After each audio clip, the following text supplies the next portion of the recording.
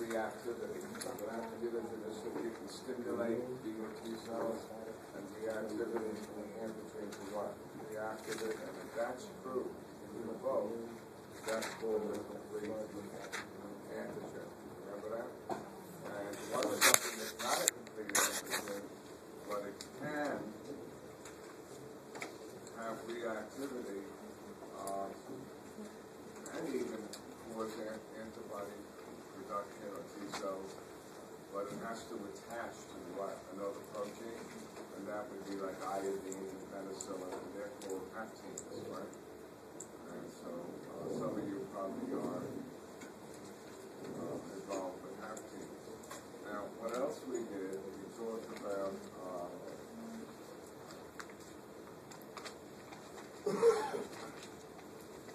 complement. I did that a while back, but I want to be sure you understand.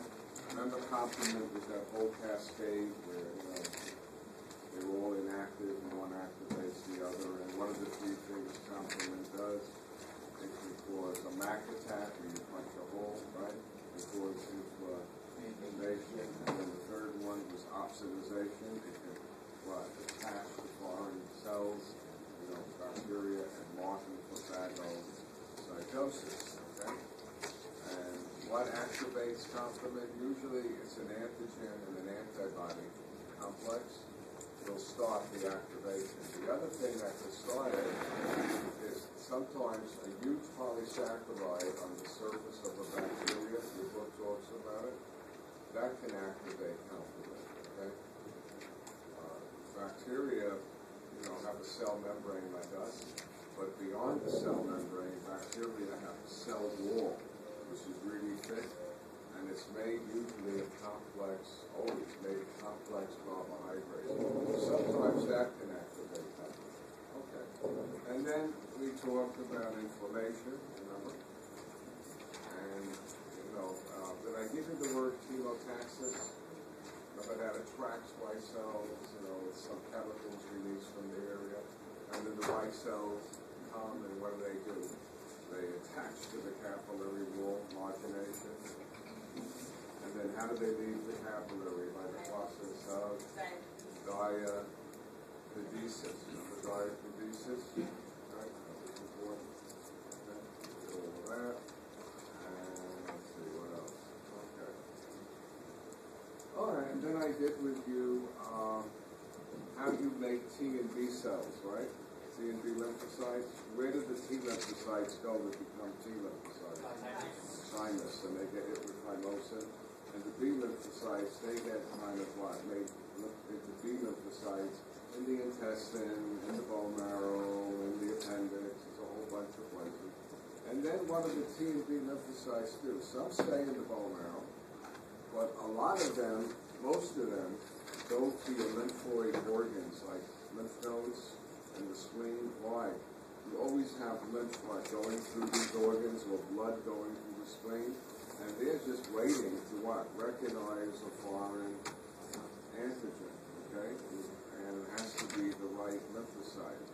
And we mentioned that you have over 2 million different types of T cells and 2 million different types of B cells. And probably you got 10, 20, 30, 40,000 each, controlling. And throughout your life, of the 2 million, probably 1,900,000, maybe more, and 1,990,000, maybe 1,950,000 never get used. It's just there to protect you, right? And if you come across that antigen. But in the course of a lifetime, if you really think about it, how many different antigens in terms of infections do you come across? Not that many. I mean, you need your T and B cells for immunity, right? So they get turned on when we inject you with diphtheria, hepatitis B, and all of those vaccines. And then, hopefully, you have the right T and B cells that recognize this year's current virus, which you may or may not have. What if you get an infection and you don't have a T or B cell that recognizes it? That could what? What could that infection do to you? Kill you. That's your third line of defense if you don't have it. And students always want to know which ones do you not want to be infected with. And there's a whole bunch of viruses called hemorrhagic.